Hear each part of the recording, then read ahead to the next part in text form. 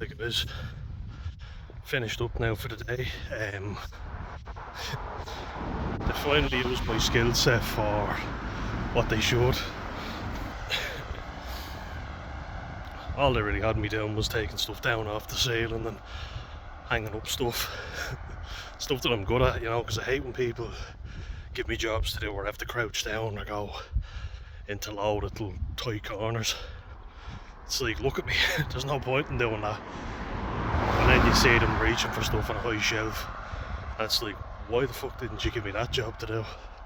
Makes a lot more sense. I'm getting on well. I had these tiny little nails that I kept bending them because massive big hammer, tiny little nails, so kept hitting them. Yeah, so you know these flimsy nails that they bend as soon as you slightly hit them the wrong way. But got all the pictures hung up anyway. Was a bit of a perfectionist when I was doing it. Definitely picking a few of them. Hands covered in them. Anyway.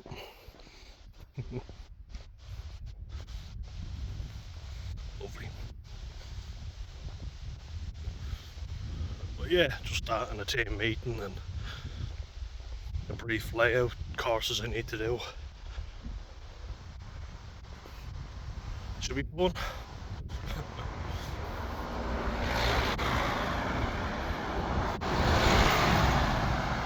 But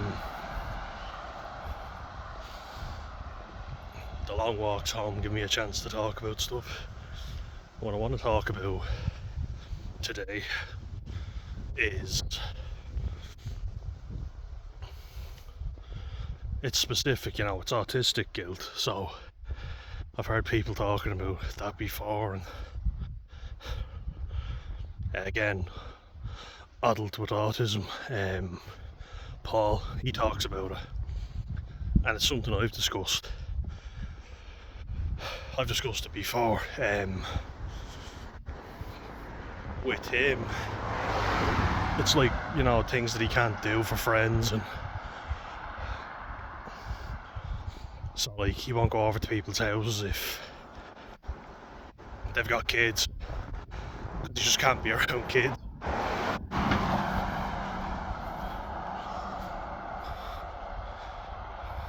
You know, not that he's a nonce or you know, there's a you know that thing Alan says. Sorry. I'm not allowed within 100 yards of a school or something like that. No, just mean that he doesn't like kids,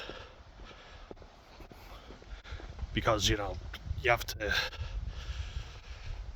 speak differently with them, and it's his story to tell. But the point I'm making is he's not banned from being around them or anything. He just doesn't like being around them because there's nothing to talk about, and they make a mess, and it drives his obviously mental. I can see where he's coming from, you know. Also the fact that he says he even overcompensates, so like he pays for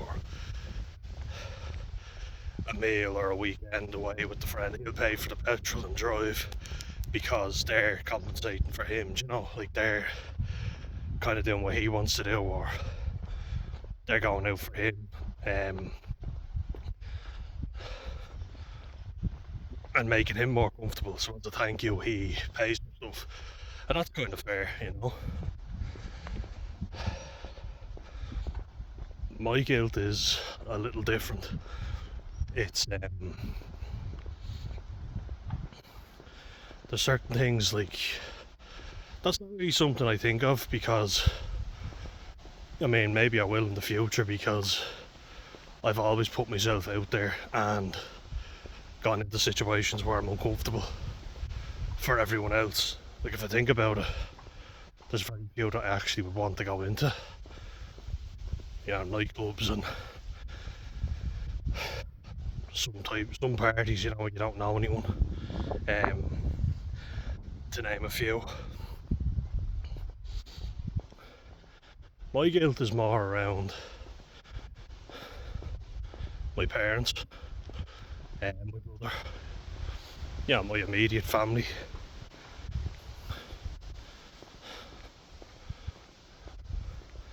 Don't know if it's ever something I will get over because it seems to always crop up, but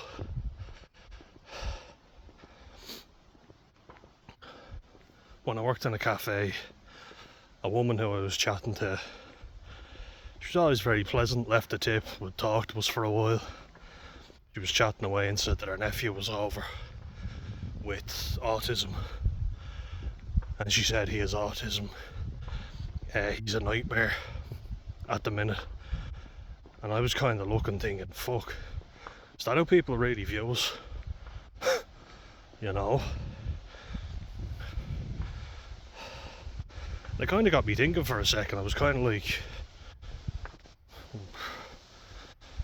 were people always just tolerating me?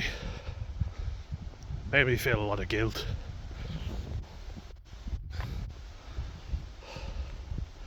Like, I just kept thinking,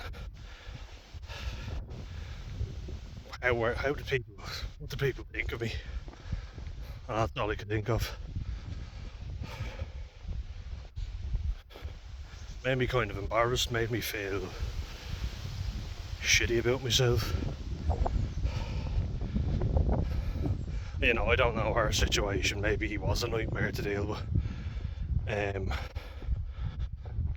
Certainly don't think that's the kind of information you should be divulging to people. But people tell everyone everything now. I guess that's exactly what I'm doing. But I used to look down at, as in look down on, no. I just mean when I was working, I'd look at tables and, you know, see families and they were enjoying the food and parents and kids. And it made me feel really bad, you know. Made me feel sad that I couldn't do that with my family when I was younger. It was just too much, you know. I'd get very anxious if my family were gone for any length of time. I'd find it too much to go into the shop with them. That gives me guilt, stuff like that.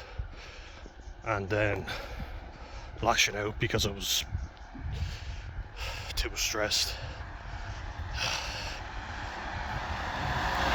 That's the kind of thing, you know, that makes me feel exceptionally guilty.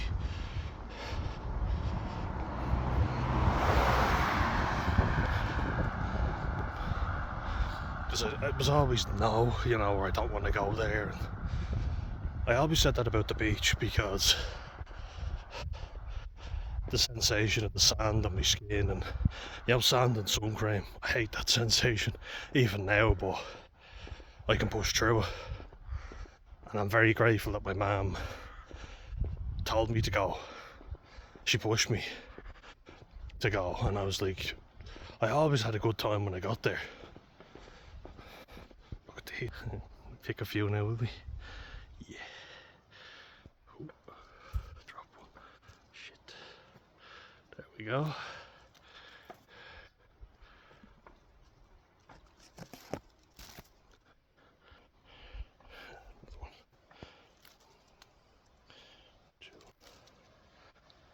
Okay, lovely. Very good.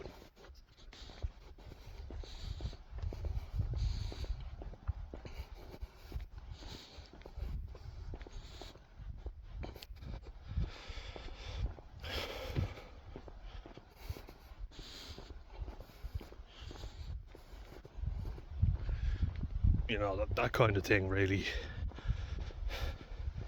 made me feel like, Jesus, nothing made me happy. And I felt very guilty about that because it was like she had to force me to go somewhere that I liked. Or if, you know, she brought me to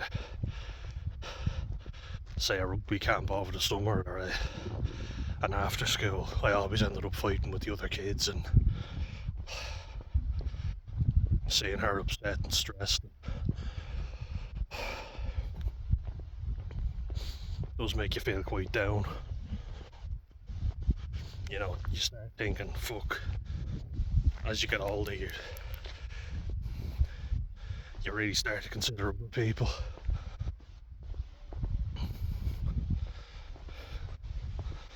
One time, we were at this summer camp, me and my brother, and you know, I participated as much as I could. I hated it was like this dance group that they did before. Not a chance. But there was football, basketball, swimming, and everything, and I participated in that. You know, as best I could. I was good at those things. And then on the final day, which was a Friday, I took me and my brother out of it early. Because I was like, here, fuck this. I think I called my mum and I told her. Just like, yeah, is it okay if we just leave a bit early? And I think she said, yeah.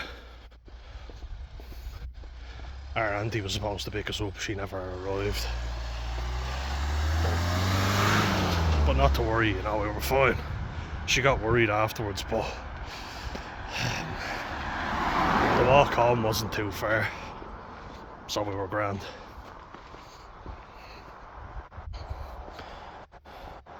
I just remember thinking, you miserable prick, like, have a good time.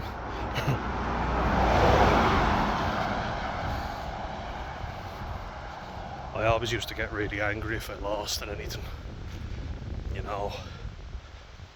That was all for me, because I just couldn't accept it.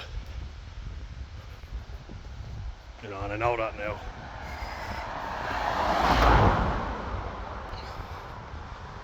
I was very competitive as a kid. I think it's a good thing that I'm not that way anymore, because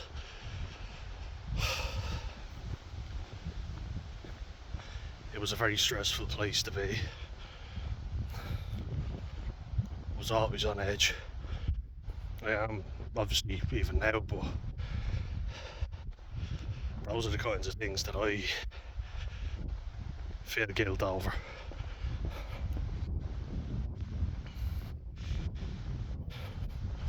You know, because she tried really hard, and as you get older, you just appreciate how much she tried. So all the negative stuff, you feel bad for even thinking about it, but sadly there was. At the end of the day, she needed to put me in somewhere to look after me, make sure I was safe. That's what she was doing.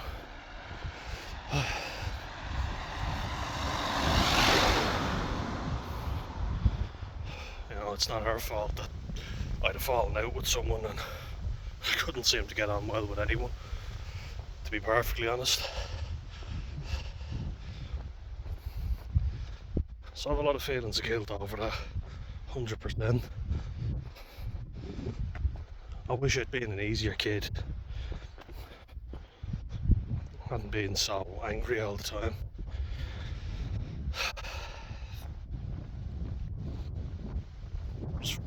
More than anything, I was angry at myself. I thought I had to be good at everything that I tried first time, and if I wasn't, I'd go mental. Be like, oh, you fucking idiot, why didn't you do that better? And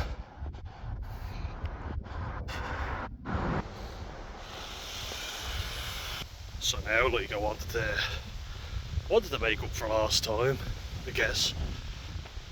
Bring them to cafes, take them out for dinner, and make up for everything.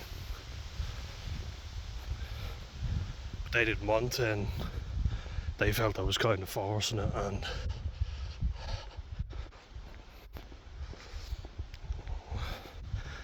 then I felt like they weren't appreciating what I was doing for them, you know.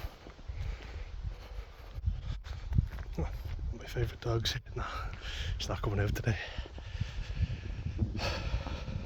It's ironic because you're doing it for them, but they don't want it, you know.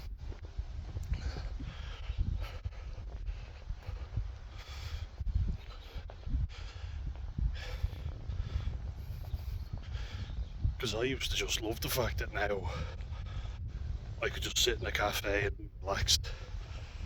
It made me how comfortable I could be now. Because there's not a hope in hell of me doing that when I was younger. So I was very happy about that. And I wanted to just sit there and enjoy the moment, appreciating that that wasn't always the case, that I couldn't always sit there and enjoy myself, just be in the present moment, you know.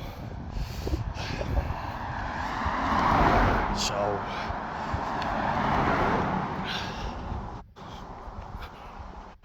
it was kind of like, look at this. I'm amazed at myself now.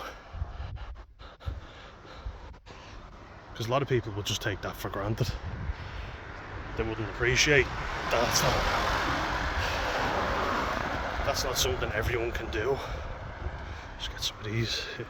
We'll try the ones around here.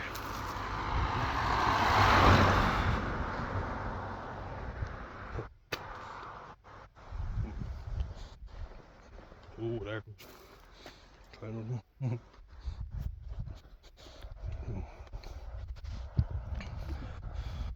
But yeah, it's. I got more.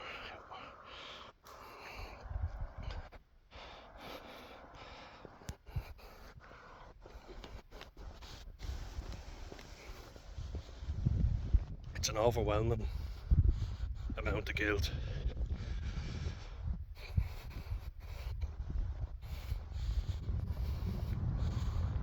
I just couldn't do things. I just couldn't do things that other kids could.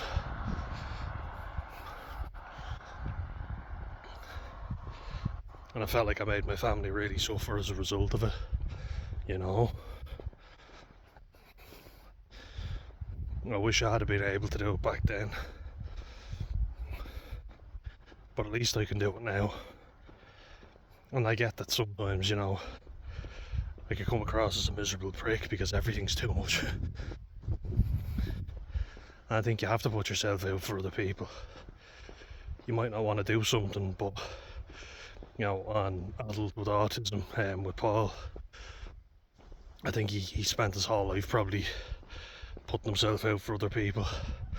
So maybe I understand more to his, you know, why he wouldn't feel it, but I really like a person and I want to see them. I might not necessarily like the environment, but I will put myself out to spend a bit of time with them, you know. But you can go overboard with that. Look at the sun out. It's amazing. Lovely day now. Covering the scalp, so I better get home soon. It was raining earlier, so brought a jacket, didn't need it. But I felt the urge to make up for lost time, you know, for all the things I couldn't do as a kid.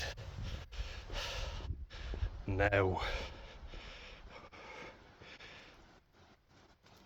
look at me, picking blackberries.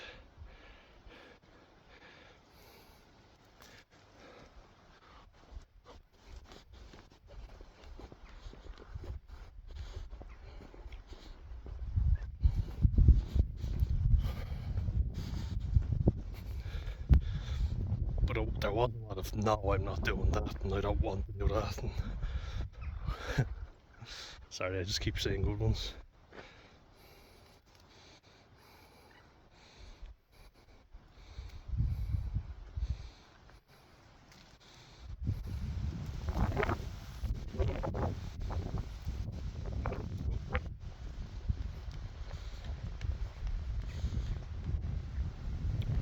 And Shawnee, if you're still knocking around,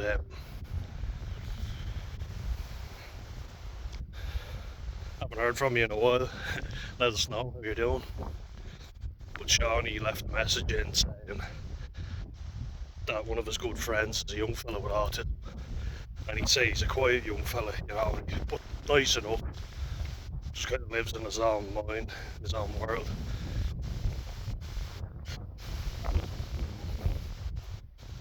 And you know, Dad says it's a story when he's at home. You know, he's always wrecking the place.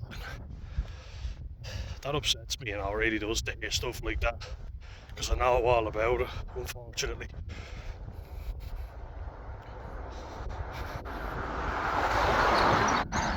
Why it happens, I think it's not being able to verbalise stuff. Like, I really liked when it was just me, my mum, my dad, and my brother. A few blackberries as well. A few more. So many of them. Loads.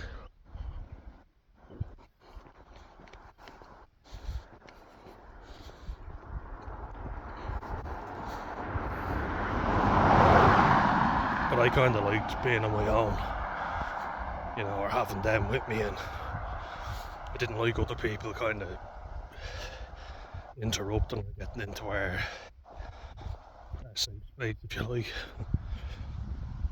You know, I just wanted to stay at home with them, not go to school or do any of that.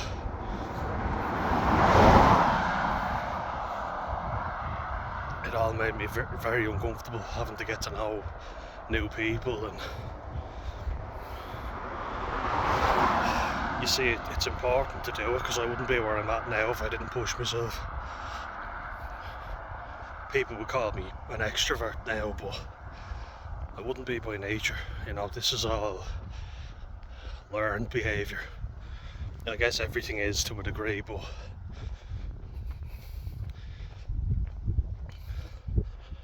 everybody says I'm very outgoing now, and I wasn't outgoing at all when I was younger. I just wanted to play the sport or whatever I was doing, and that was it. Didn't want to get to know anyone, didn't care about knowing anyone. You know, I liked watching sport on the telly. I liked playing it, but I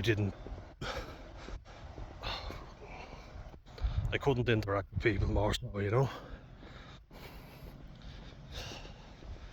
I always got overwhelmed or stressed, or as you say, ended up fighting with someone or falling out with somebody else.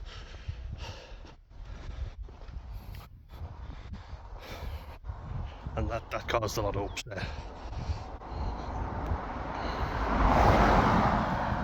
You can't live your life like that.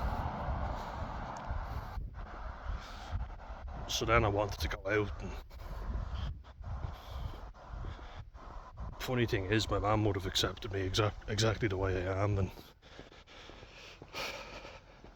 she didn't expect all the things from me that I expected from myself. You know, like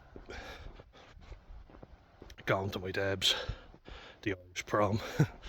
That's the best way of describing it. Or she wanted me to graduate university, but she didn't care if I didn't. She was never like that, you know. She even said that when a social worker spoke to her.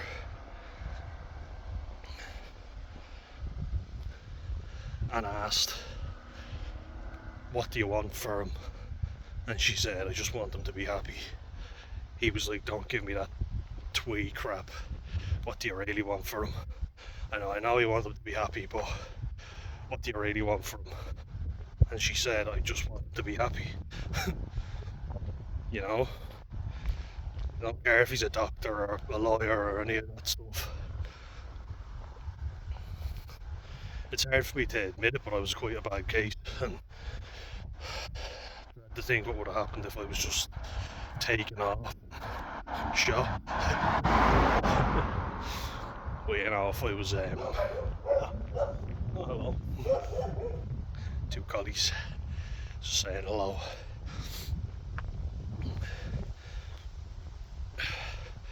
I love to block that stuff out though, because I was described as such a bad case. And I think people assume that autistic individuals don't know about their behaviour, they're not responsible for it. I don't agree with that. I think I was 100% responsible for my behaviour. The guilt and shame I felt about it made me change it. In some ways, You know, I became a bit of a people pleaser. Have to do everything, have to sign up for everything. But the reason I did that is because I was afraid of doing nothing and being nothing. And that's often now what causes conflict and clash with my mum and my brother. But I'm just terrified of falling into that way of being again. Like, I know a lot of people didn't like being around me, but I hated myself as well. You know, I really fucking despised myself. I still do to a degree, you know, but I can cope now better. Somewhat. Hopefully without booze.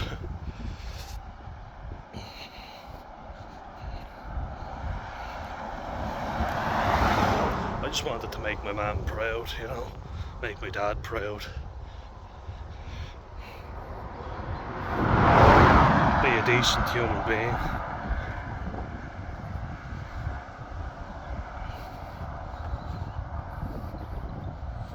You know, I didn't want to be sent off to a special school. It was something I was terrified of happening. Just wanted everyone to be happy, you know. I was terrified of being dragged away from my family, so I just kind of shut down. I never spoke to anyone about anything that was going on at home. I guess I was kind of, well, I wasn't very good at verbalising stuff anyway, but I didn't want to be taken off my mum. She was my main support network, and looking back at it, if I was taken away from my parents, which could have happened, you know, a counsellor told me if he'd known about the situation, he probably would have done. But I'm very glad that we weren't taken away, because whatever happened, yeah, it was bad.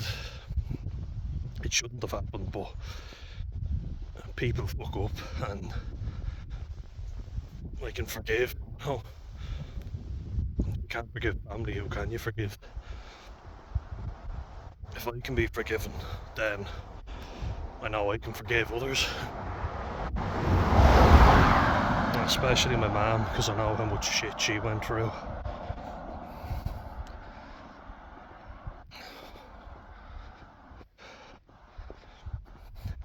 You know, they say your greatest strength is also your greatest weakness. And I think that's the thing, you know, what brought me a lot of interpersonal conflict was how much I pushed myself. Because I could be an arsehole. Because I demanded such high standards, you know, of myself and then others. Couldn't understand why people would half-arse stuff. But that's my guilt, you know, it's been so difficult and saying no a lot, you know. Do you want to try this? No. And that's why I flipped it, you know.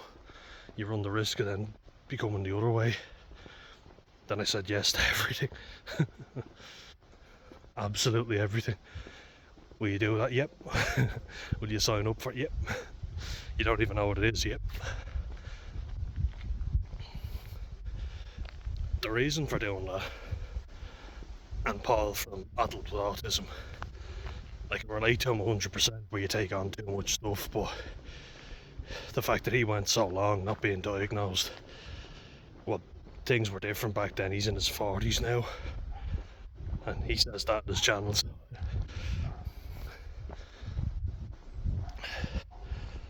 But it obviously got missed because it was high functioning from the start, or he said from quite a rough area of Manchester,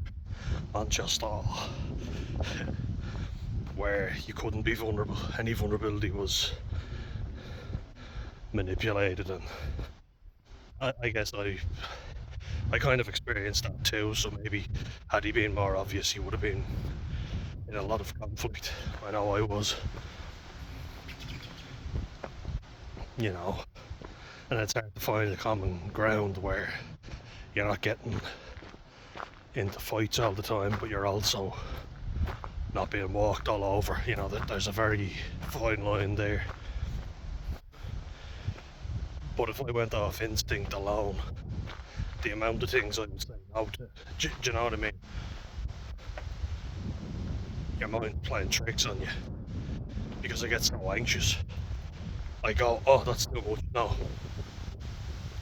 I don't want to do that. And my mum, God bless her, has been great at getting me to push myself and say yes, what she says now, and this is kind of a great thing. She says you pushed yourself enough, you don't have to push yourself anymore. And I'm coming to terms with that, and she's right, you know. I've already achieved way more than I ever thought I would. And there's a peace and a discomfort because now I don't know necessarily what the right amount to push myself is, but I know my own mind now well enough, you know. Plus I have the skills. I have the skills to deal with people, not get walked all over, not get taken advantage of. I've dealt with a lot of interpersonal conflict, so you know, people being nice behind, and then behind your back talking shit, and gotten a really difficult degree, so we know what it takes to do that. So it was messy, you know.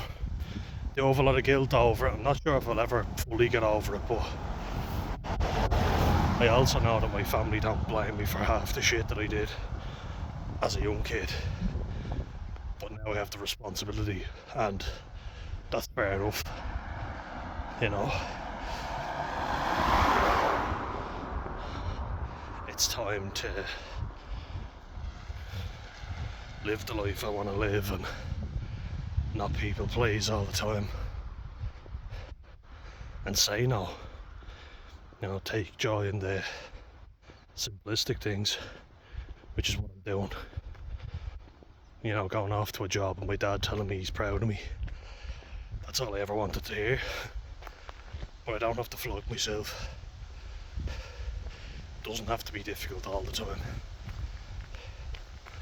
And thankfully most of the hard work is done, so yeah. Thankfully I'm a lot better than I was, and I read situations and people a lot better now. And I would say by and large I'm a nicer human being to be around, which is the main thing. So yeah, that's autistic guilt. Got a bit of blackberry on me.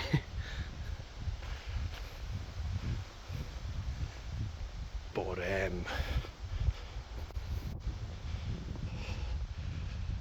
through trial and error, I know myself a lot better. I know it definitely doesn't work. I know it's time to do what does, you know? As I say, start living a better life. Because I deserve it, you know, we all do. Everyone deserves it.